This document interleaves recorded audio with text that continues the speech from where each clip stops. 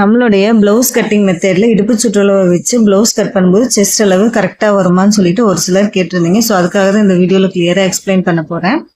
Allow பிளவுஸ்ல இடுப்பு சுற்றளவு எப்படி பார்க்கணும்னா ஃபோர்ஸ் பட்டி சைடு மட்டும் விட்டுட்டு நம்ம சுத்தியும் எவ்வளவு இருக்குன்னு சொல்லிட்டு இந்த மாதிரி டேப் வச்சு அளந்து பார்த்தோம் அப்படின்னா இடுப்பு சுற்றளவு கண்டுபிடிச்சிடலாம்.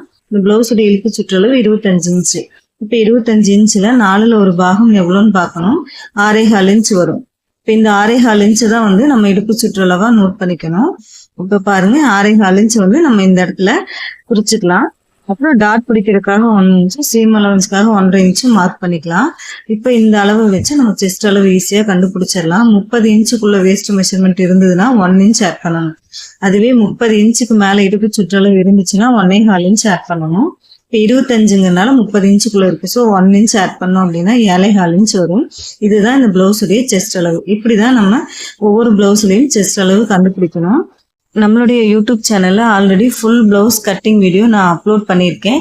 கிளியரா அதில் எக்ஸ்பிளைன் பண்ணியிருக்கேன். எப்படி ஆர்ம் ஹோல்ல இருந்து மெஷர்மெண்ட் பர்ஃபெக்டா எடுக்கணும், நெக் வித் எப்படி கண்டுபிடிக்கணும் அப்படின்னு சொல்லிட்டு எல்லா டீட்டெயில்ஸுமே அந்த ஃபுல் லாங் வீடியோல அப்லோட் பண்ணியிருக்கேன். போய் பார்த்தீங்கன்னா உங்களுக்கு இன்னும் ஈஸியா கிளியரா புரியும். வெறும் இடுப்பு சுற்றளவு மட்டும் வச்சு ஈஸியா எல்லாருனாலையும் பிகினர்ஸ் கூட இந்த பிளவுஸ் வந்து கட் பண்ணிட முடியும். போய் பாருங்க. உங்களுக்கு இந்த வீடியோ பிடிச்சிருந்தா மறக்காம லைக் பண்ணிட்டு சப்ஸ்கிரைப் பண்ணிக்கோங்க. தேங்க்யூ.